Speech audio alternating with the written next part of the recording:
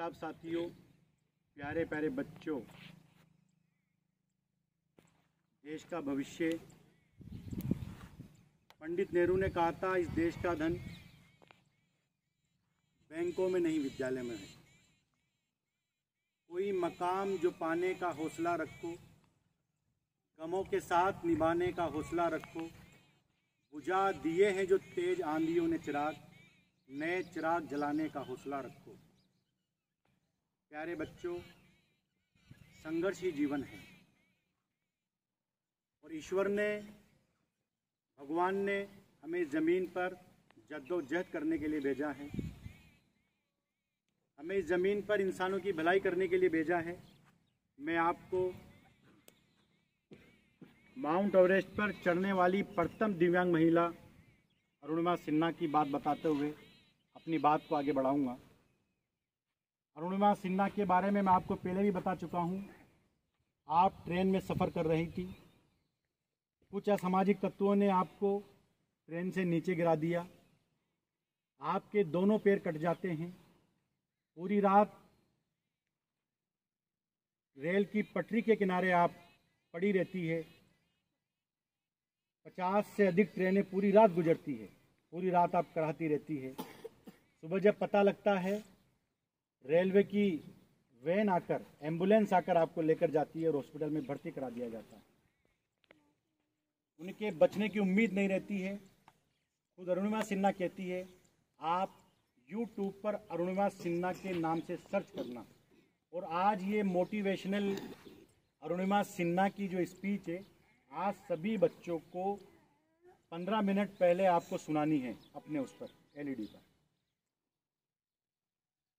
तारीख ऐसी कई गाथाओं से, ऐसी कई कहानियों से भरी पड़ी है। नदी के किनारे खड़े होकर दूसरे की कहानियों को पढ़ने का नाम जीवन नहीं है। उनको देखते रहने का नाम जीवन नहीं है। उनको जीवन को पढ़कर अपने आप को ऐसा बनाने का प्रयास करने का नाम जीवन है। मैंने आपसे शुरुआत में कहा था कि संघर्ष ही जीवन है। प्यारे बच्चों, मैं आपको ये बताना चाहता हूँ, अगर हम जीवन में कुछ काम करना चाहे, अरुणिमा सिन्हा के उदाहरण को देखकर बताना चाहता हूँ। जब अरुणिमा सिन्हा प्रथम दिव्यांग महिला माउंट एवरेस्ट पर चढ़ने वाली महिला बन सकती है, तो फिर आप यहाँ बैठा हुआ हर बच्चा जीवन में जो ठान ले वो कर सकता है। अरुणिमा सिन्हा हॉस्पिटल में एडमिट होती है। कई महीनों तक आप हॉस्पिटल में एडमिट रहती हैं। आपको घर पर ले जाया जाता है। हमारे समाज में अक्सर लोग आते हैं,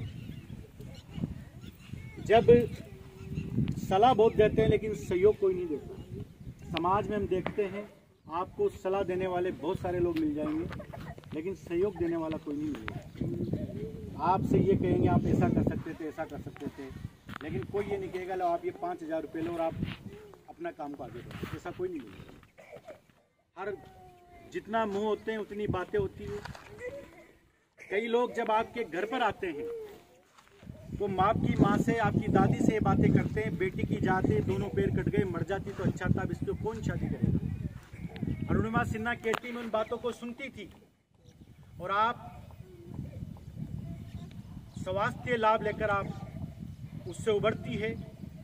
उसके बाद आप ये ठान लेती मुझे कुछ करके दिखाना है और आप मेहनत करती है और एक दिन आप प्रथम माउंट एवरेस्ट पे चढ़ने वाली प्रथम दिव्यांग महिला बनती है।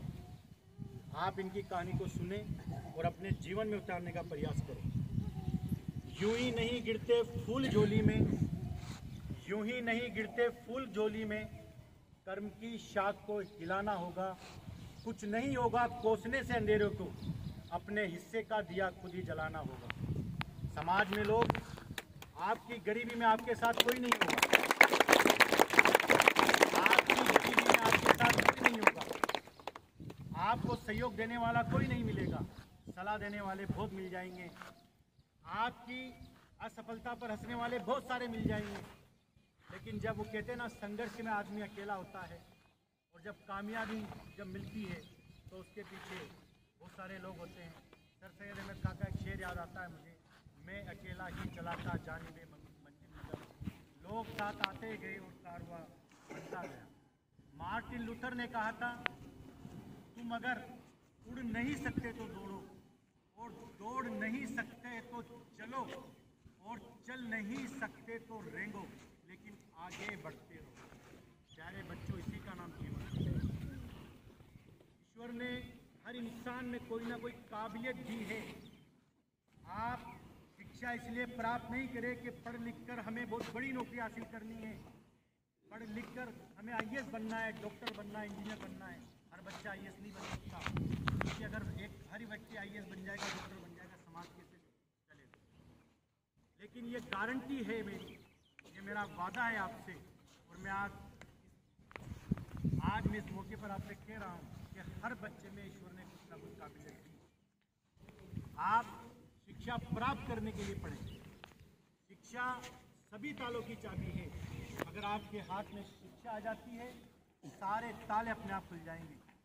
देश को जय जवान जय किसान का नारा देने वाले लाल बहादुर शास्त्री को कौन नहीं जानता। जब आप अपने विद्यालय में जाते थे, आपके पास दरिया पार करने के लिए पैसे नहीं हुआ करते थे। आप अपने सहपाठियों से कहते थे कि आप मेरे कपड़ों को नाव में लेकर आए, और आप तैर कर दरिया पार करते थे। और एक दिन आप मकाम हासिल करते हुए, मेहनत करते हुए कहाँ तक पहुँचे। अमेरिकी लोग काले लोगों से नफरत करते हैं। बराक ओबामा अमेरिका का राष्ट्रपति बनकर दिखा देता है। हमारे देश के राष्ट्रपति मिसाइल मैन मरहूम डॉक्टर एपीजे अब्दुल कलाम साहब को कौन नहीं जानता। साधारण मछुआरे के घर में पैदा होते हैं और देश के सर्वोच्च पद को सुशोभित करते हैं। आप जिन लोगों का मैंने उदाहरण दिया है, उन लोगों से ज्यादा कोई गरीब घर में आप में से कोई पैदा हुआ है? ऐसे बच्चे आपको इतिहास से मिल जाएंगे जिन्होंने बचपन में भीख मांगी। आप बहुत ऊंचाइयों पर है, इतिहास भरा पड़ा है। प्यारे बच्चों, एक बात को अपने दिमाग में रखें, जो लोग दूसरों का सहयोग नहीं करते वो लोग कामयाब नहीं हो सकते। जो लोग दूसरों का सहयोग नहीं कर सकते वो लोग कामयाब नहीं हो सकते। वो लोग मंजिलों को प्राप्त नहीं कर सकते। क्यों नहीं कर सकते? क्योंकि जो लोग दूसरों का सहयोग नहीं करते, जो लोग दूसरों की मदद नहीं करते, उनको दूसरों का सहयोग नहीं मिलता, और जिनको दूसरे का सहयोग नहीं मिलता वो कामयाब नहीं हो सकते। आप शिक्षा प्राप्त करते वक्त अपने दिमाग में बात बैठा ले, इस सोच के साथ आप पढ़े कि ईश्वर अगर मुझे बुलंदियों पर पहुंचाएगा तो हम समाज के दबे कुचले लोगों को, समाज के जरूरतमंद लोगों को, समाज के परेशान हाल लोगों को हम आगे बढ़ाएंगे। हम उनके साथ इंसाफ करेंगे। हम उनको भूख से, भय से, डर से मुक्ति दिलाएंगे। हम उन लोगों के साथ मिलकर अपने भारत देश को खुशहाल बनाएंगे। प्यारे बच्चों, अगर आप कोई भी कामयाबी जो हासिल होती है, इंसान बुलंदियों पर पहुंचता है, जब तक उसके अंदर जुनून पैदा नहीं हो सकता वो कामयाबी हासिल नहीं कर सकता। अगर आपके अंदर जुनून आ गया तो आप कर सकते हो, आपको कोई नहीं रोक सकता। आप कई बच्चे अपने आप को मानते मैं पढ़ाई में बहुत कमजोर हूं। कई बार मैंने आपको उदाहरण दिया है, ओलंपिक का मैंने उदाहरण दिया है। हमारे जो भारतीय ओलंपिक खिलाड़ी थे वो first round, second round, third round में सबसे आगे थे और अंत में अपनी दौड़ हार जाते हैं। ये नहीं है कि जीवन की दौड़ में कौन आगे है, गिना उसको जाता है कि फिनिश लाइन पर सबसे पहले कौन पहुंचा। उस चीज को गिना जाता है, उस चीज को इतिहास में लिखा जाता है। प्यारे बच्चों, अभी आप एक कच्चे गारे के समान हैं। हम कई बार देखते हैं बच्चे, गांव में हम जाते हैं तो मिट्टी के गारे को उठाकर अलग अलग प्रकार की चीजें बनाते हैं। कोई इससे मिट्टी के बर्तन बनाता है, कोई इससे बाइक बनाता है, कोई इससे ट्रक बनाता है, कोई इससे खिलौने बनाता है, अलग तरह की चीजें बनाते हैं। आप इस तरह से हैं। इन बच्चों को संवारने की जिम्मेदारी हमारी है, सभी शिक्षकों की है। पंडित नेहरू ने कहा था, इस देश का धन बैंकों में नहीं विद्यालयों में है। और आपकी हमारे ज्ञान से डरकर अमेरिकी राष्ट्रपति ने कहा था, अमेरिका वासियों पढ़ो, हिंदुस्तानी आ जाएंगे। आज हमें बड़ा दुख होता है, हमारे देश के लोग ऊंचे पदों पर पहुंचकर काबिल बनकर विदेशों में चले जाते हैं। हमें पढ़कर, आपको इस सोच के साथ पढ़ना है कि हमें पढ़कर हमारे ज्ञान से हमारे देशवासियों को लाभान्वित करना है। इस भारत की सरजमीन पर पैदा होने वाले हर नागरिक को हमें लाभान्वित करना है। प्यारे बच्चों, जीवन एक छोटा सा है और जीवन संघर्ष है। बहुत सारे लोग हम देखते हैं, हम उस देश में निवास करते हैं, आज के हम समाज में देखते हैं कुत्तों पर लाखों खर्च किया जाता है, इंसान भूख से मर जाता है। ऐसी संस्कृति हमारी भारतीय संस्कृति नहीं हो सकती। आजकल घर में एक बेटा बस और एक कुत्ता, ये संस्कृति जन्म ले रही है। हम ऐसी संस्कृति का बिल्कुल हमेशा हम ऐसी संस्कृति के खिलाफ रहे हैं और रहेंगे। हमारा ताल्लुक उन महापुरुषों से है, हमारा ताल्लुक उन जवानों से है जो जवान इस देश की आज़ादी के लिए हम घरों में बैठे थे, वो गोलियां झेल रहे थे, हम आराम से होली दीपावली मना रहे थे, वो सरहदों पर फूलों की होलियां खेल रहे थे।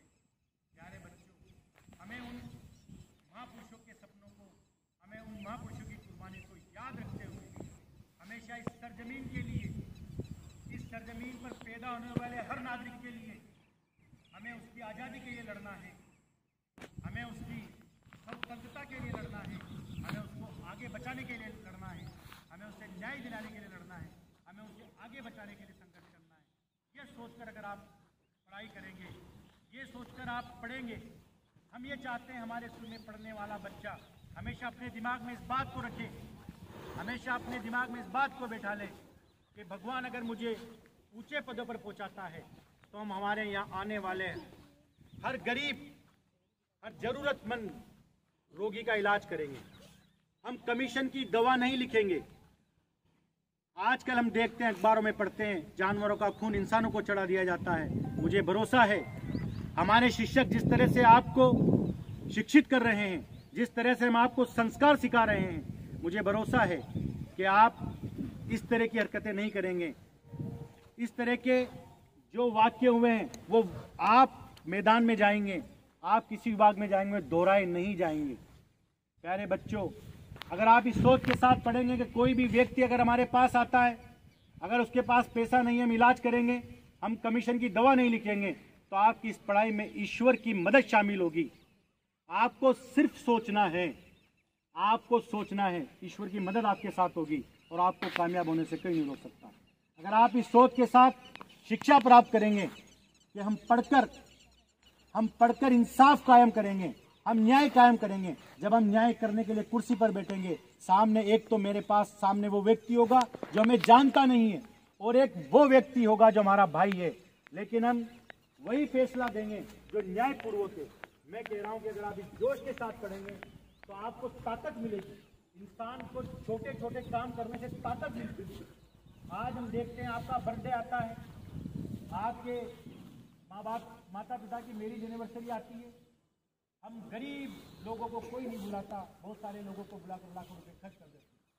कोई बात नहीं करिए, मैं ये नहीं कहता कि आप उस चीज़ को मैं रोक लगाता हूँ, लेकिन आप 10 गरीब लोगों को भी खाना पहुँचा सकते हैं, आप 10 ज़रूरतमंद लोगों की मदद कर सकते हैं।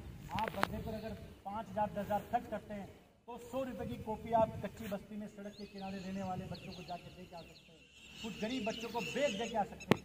ये छोटी छोटी चीज़ें इंसान को बहुत बड़ा बनाती हैं, छोटी छोटी बातें इंसान को बहुत बड़ा बनाती है और ये छोटी छोटी चीज़ें आपके अंदर ताकत पैदा करती है। वक्त बहुत हो गया है, छोटे छोटे बच्चे धूप में परेशान हो रहे हैं। मैं आपसे ये कहता हूँ कि हमने जो आपको बातें बताई है, हम भी ऐसा बनने की कोशिश करेंगे, आप भी ऐसा बनने की कोशिश करें और हम एक खुशहाल भारत बनाने के लिए हमेशा संघर्षशील रहेंगे, संघर्ष करेंगे। हम हमारे ये प्यारे वतन को स्वर्ग बनाने के लिए हम पढ़ेंगे और इस देश पर जो दबे कुचले लोग हैं हमेशा हम उनको उठाने का प्रयास करते रहेंगे।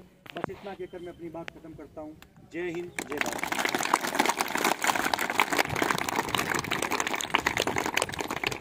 खड़े कर